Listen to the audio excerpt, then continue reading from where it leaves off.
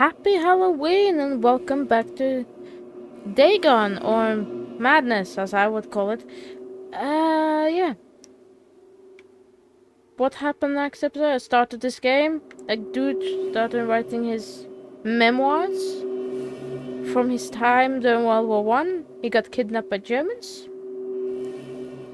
Escaped in a boat in the middle of the ocean. And then suddenly woke up on land in the middle of nowhere. With sea creatures that that must be supernatural because they have been soaking in the sun all day and they're still alive. Anyway, we continue this walking simulator, which is very creepy, in my opinion. Okay. What the heck is the trivia points? I want the trivia points. Okay, I guess there's no historical stuff here. Yeah, because this game contain historical stuff through trivia stuff. You just... Oh, it's fishy. Okay. On the third morning, I found the soil dry enough to walk upon with ease. Okay, what the frick is this?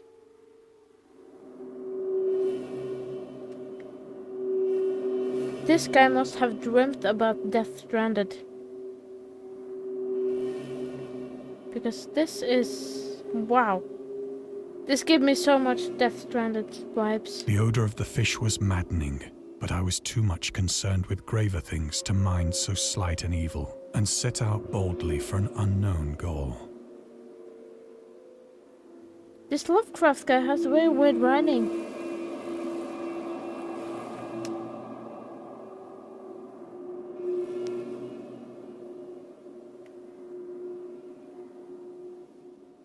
Okay, yeah, I guess we go to the sun. Just figure out where we are. All day I forged steadily westward, guided by a faraway hummock which rose higher than any other elevation on the rolling desert. The heck is this kind of alien? Okay, what is this kind of alien? Look at that thing! I mean, let's look at it! Look at it! Yes, I am Patrick Starr right now. We went from Death Stranding to Alien? Not Is it Stranding? I think it's called Death Stranded. I'm just gonna check it because I'm fear I mispronounced the title of the game. I like that game too. That's also a kind of walking simulator. The sequel came out recently. It's apparently better than the original one. The original one was got complaints for being kind of boring.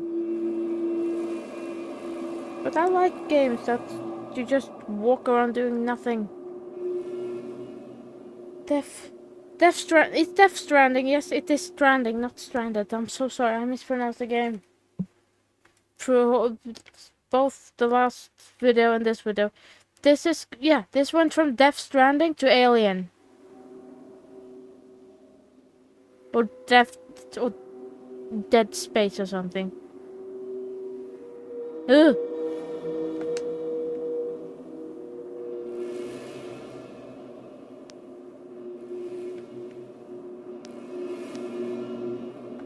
I'm so glad this game isn't jump scary. Knock on the wood. Okay, that's that's a poor whale. Ugh. What in the world is that? It looks like is that a crab thing? Okay, is half of these creatures, are they dug into the soil? Because is that what it looks like when you survive after that islands? They're made by volcanoes erupting under the sea. Is this how it looks like? Oof. Ugh. This is so nasty. Oh, it gives me chills. That night I encamped, and on the following day still travelled toward the hummock. though that object seemed scarcely nearer than when I had first espied it. Do we have enough food on us? Where have they found? I know that this game is just... This game is so creepy. Oh, Tribord. The horrors of the ocean, the creature of the Cthulhu mythos, and the fictional underwater city of Relay? Arley? I don't know how to pronounce that word, was convinced that life could not exist at the bottom of the ocean, because the water pressure would make it uninhabitable.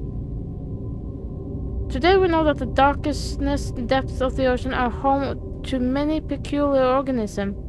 A depth-dwelling fish we have discovered so far, the Mariana snailfish, can live about 8,000 meters, more than 226,000 feet below the ocean surface, in never-ending darkness and a hellishly cursing pressure, hundreds of times stronger than those found at sea level. Upon glancing at the modern photo of deep-sea creatures such as the anglerfish and the fangtooth and the viperfish, and their true Lovecraftian characteristic, it's hard not to find some irony in this. Okay, yeah, that's true. They probably did because yeah. They also are alien. It's so funny because those are like these creatures like alien-like, but they belong to the planet. They're not alien. They're part of Earth, but they look so freaky. It's so much. Isn't it so that we haven't discovered like only 30% of the ocean, or 20%? By the fourth evening, I attained the base of the mound, which turned out to be much higher than it had appeared from a distance. It's so dark. I don't see shit. Too weary to ascend, I slept in the shadow of the hill. Okay, that's good. Well, I haven't seen any death creature, the creature that can kill us here yet. Knock on wood. There are no death head. Looks like everyone is already. I'm the only one surviving. For some reason, I'm the only thing that have survived. But I guess it's because I can breathe air, and I don't need to be in water all the time or 24/7 to live. But still, how the heck did I survive this? I know not why my dreams were so wild that night. But Shit. ere the waning and fantastically gibbous moon had risen far above the eastern plain. Oh. I also saw when I Google how to pronounce this game, I also saw that the title is also for a Spanish horror movie from 2001. Oh, I don't like it. I was awake in a cold perspiration, determined to sleep no more. Oh shit, that's so dark.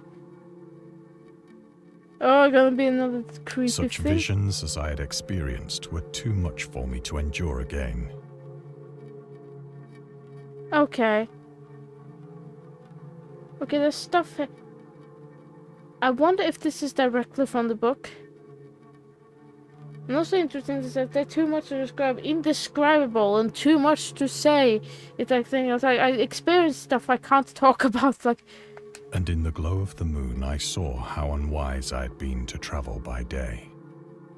Without the glare of the parching sun, my journey would have cost me less energy. Okay. Okay. I wish I had some. Indeed, I now felt quite able to perform the ascent which had deterred me at sunset. Oh yeah, the sun. Yeah, that is. When it's too hot, you can't do much. Picking up my pack, I started for the crest of the eminence. That's why people in Spain have siesta and stuff. And also in Greece. Greece, sorry. Also in Greece. Come on.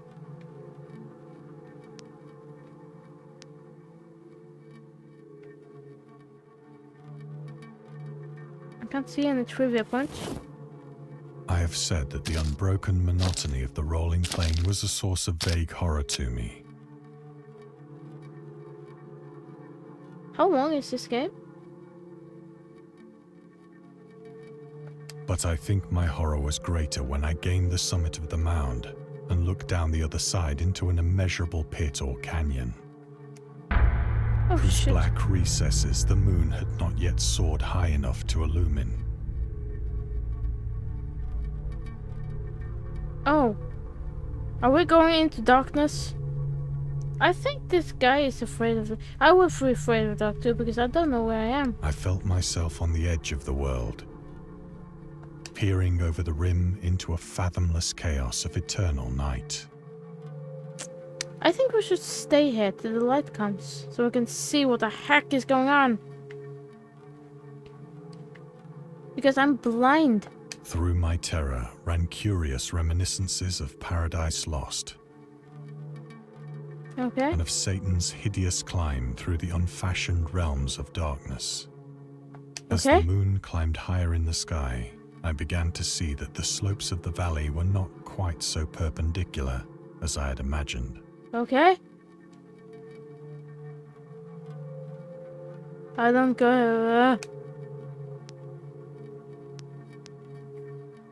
Okay, am I supposed to?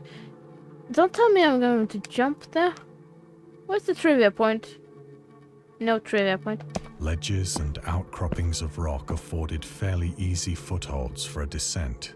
Oh, okay, I didn't jump, I just slowly climbed. Be careful. The ground is muddy and slippery. Whilst after a drop of only a few hundred feet, the declivity became very gradual. Yeah, that's like Martin. Do it slow and steady, slow and steady.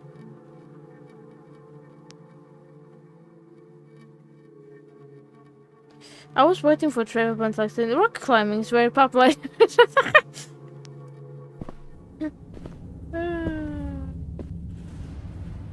Urged on by an impulse which I cannot definitely analyze, I scrambled with difficulty down the rocks and stood on the gentler slope beneath, Okay. gazing into the Stygian deeps, where no light had yet penetrated. All at once, my attention was captured by a vast and singular object on the opposite slope, which rose steeply about 100 yards ahead of me. Okay. An object that gleamed whitely in the newly bestowed rays of the ascending moon. Okay. I found a pillar. I found a block thing. In oceanless hell, I found a block thing.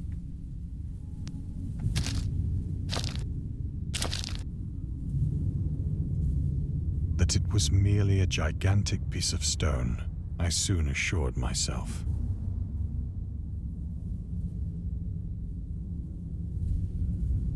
Okay, do we have to get past this stone?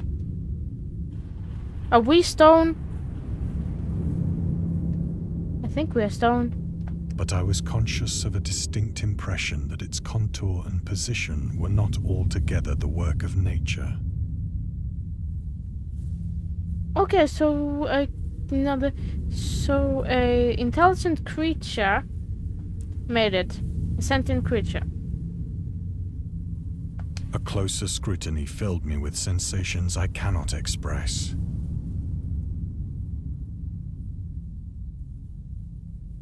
Why are you giving sensation I can't express? Why are you telling me things that I don't like it? But also, I'd also like it because then the game will not show me those sensations. I will not get a heart attack. Even though that squid did it just in the last episode.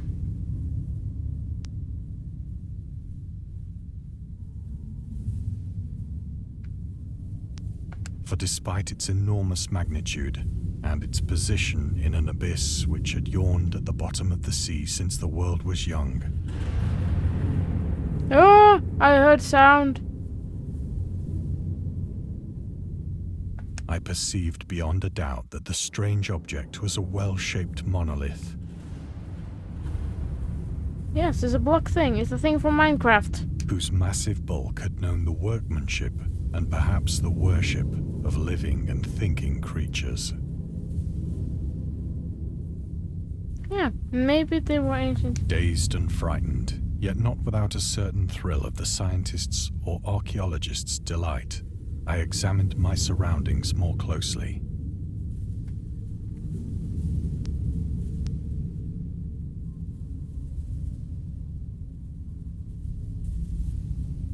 I can't see any trivia points. Are we gonna touch the thing? Oh, there's water. Now near the zenith, shone weirdly and vividly above the towering steeps that hemmed in the chasm. Huh? What the actual heck is going on? There's painting on that thing. Humanoid painting. And there's water.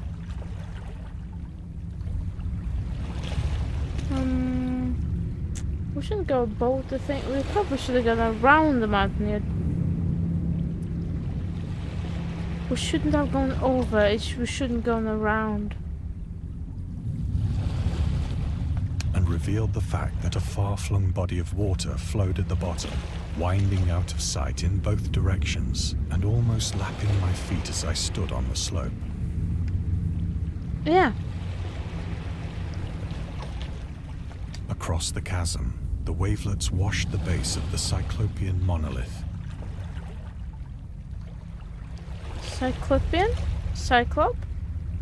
One-eye thing? On whose surface I could now trace both inscriptions and crude sculptures.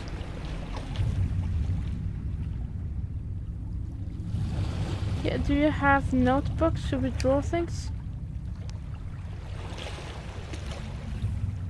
You're not gonna touch that thing. What the heck is going on?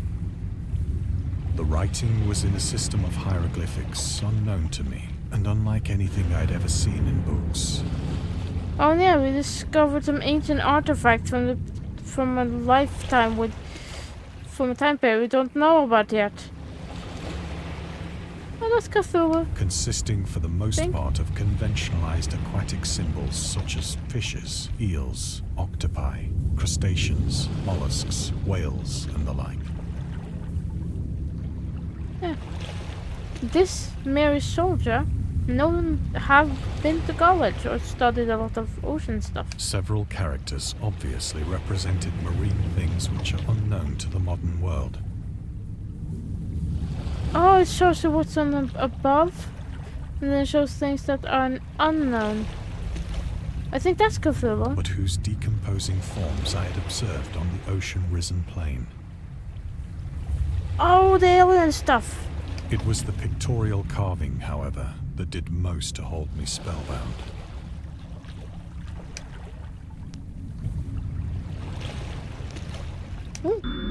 Storytelling methods. Dagon considers many themes and storytelling methods that Lovecraft developed in his later works, such as telling the story through carvings at the mountains of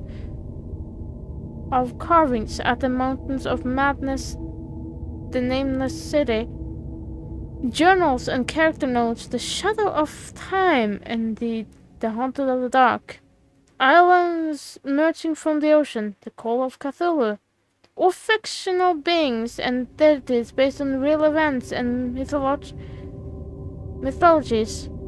might go in the whispers of darkness.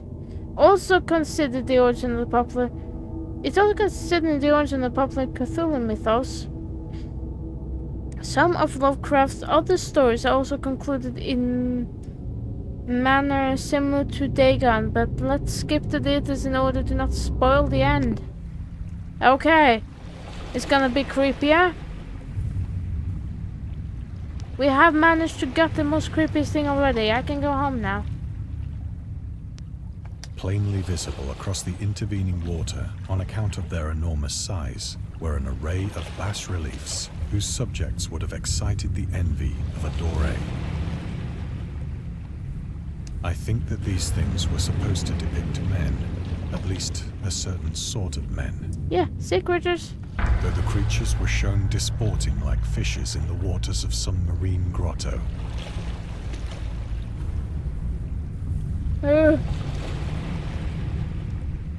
Jesus Christ, can you please stop this? Or paying homage at some monolithic shrine, which appeared to be under the waves as well. Okay. Okay. If there's a are there jump scares in this game? Of their faces and forms I dare not speak in detail. Oh, thank you. I'm so glad whenever he says that, because then I will not see it. I don't need to know. For the mere remembrance makes me grow faint. Grotesque beyond the imagination of a Poe or a Bulwer. They were damnably human in general outline, despite webbed hands and feet, shockingly wide and flabby lips, glassy, bulging eyes, and other features less pleasant to recall. Thank you. Curiously enough, they seem to have been chiseled badly out of proportion with their scenic background. For one of the creatures was shown in the act of killing a whale, represented as but little larger than himself. Okay. That's creepy. When there's but that must be how the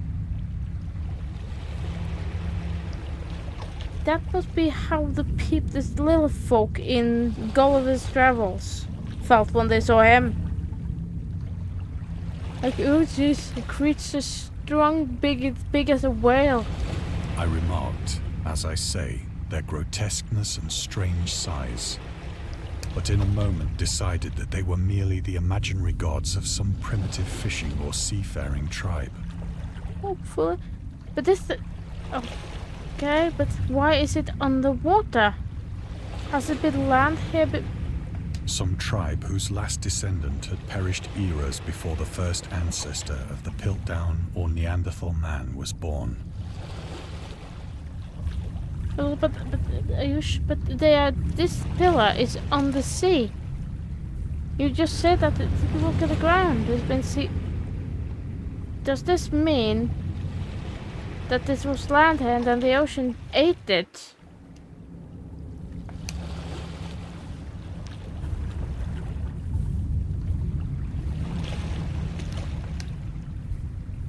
Awestruck at this unexpected glimpse into a past beyond the conception of the most daring anthropologist, I stood musing whilst the moon cast queer reflections on the silent channel before me. Queer reflections? A gay reflection? How do you do that? How do you do that? Then, suddenly, I saw it. Shit. I don't want to see it. Shit. I don't like my ass. With only a slight churning to mark its rise to the surface, the thing slid into view above the dark waters. Oh shit. Get the hell out of here.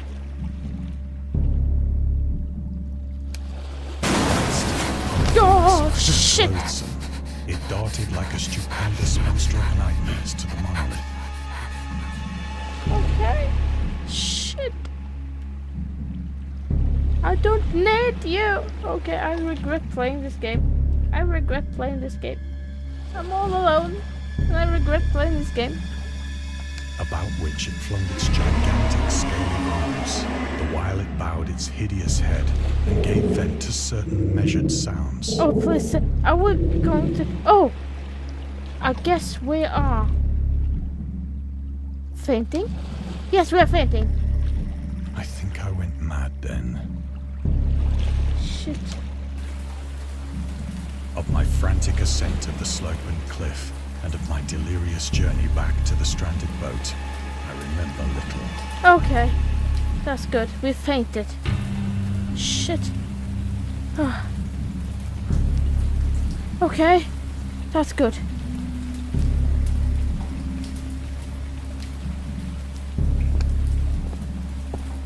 Import, okay. Shit. I believe I sang a great deal and laughed oddly when I was unable to sing. Okay.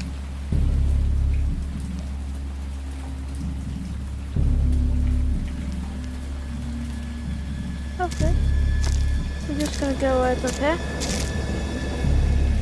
Get back to the boat. I have indistinct recollections of a great storm sometime after I reached the boat. Oh. Okay. How the heck did we get home? At any rate, I know that I heard pearls of thunder and other tones which nature utters only in her wildest moods. Oh. Oh.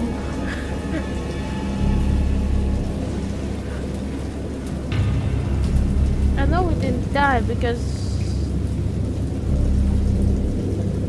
I know we survived, but how the heck? What's going on? Okay, we're going back. Oh, please. I don't need more jumpy, scary stuff When now. I came out of the shadows, I was in a San Francisco hospital. Oh. It was... Oh. I guess it was just a... fever dream? Brought thither by the captain of the American ship which had picked up my boat in mid-ocean. Delirious with 3. Okay, we skipped over it. In my delirium, I had said much, but found that my words had been given scant attention. Of course. Of any land upheaval in the Pacific, my rescuers knew nothing. No. Oh, that's a search. Nor did I Or deem in it the necessary to cross- insist upon a thing which I knew they could not believe. Yeah. If you told about that, they will send you into a mental hospital. For sure. Ooh, trivia point. The journalist. Lovecraft was a prominent figure in the world of amateur journalism. In 1915, he started publishing his own journal that called The Conservative, which included political and social commentary, poetry and short stories, and literary criticism written by him and other authors. However, Howard was skilled. Oh, he's called Howard, his first name. Howard was a skilled wordsmith, but he also took criticism to heart, which resulted in his decision on stepping away from writing poetry and concentrate on weird fiction again for the first time since his teenage years. Dagon, published in 1919, is one of the short stories written during that period. In this excerpt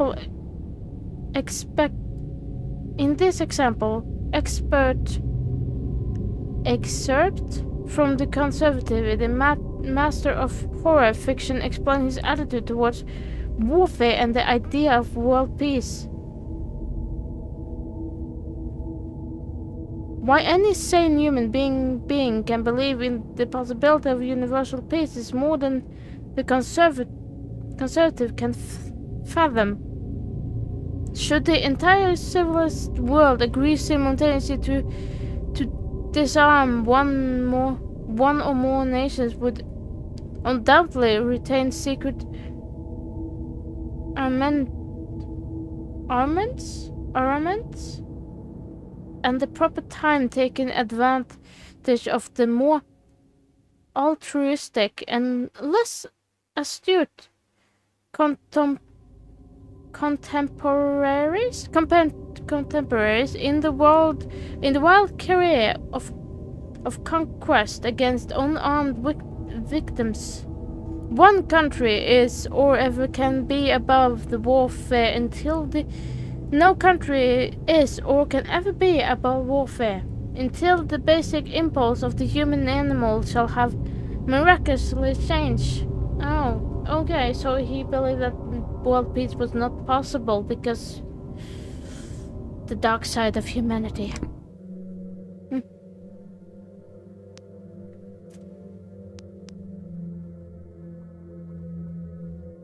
Okay. I see that the time is up. So I have to end this video here. If you like what you saw, please give me a like and a comment. Also, don't forget to subscribe and click the bell to get notified for whenever I post. I hope you have a lovely Halloween. I hope I didn't.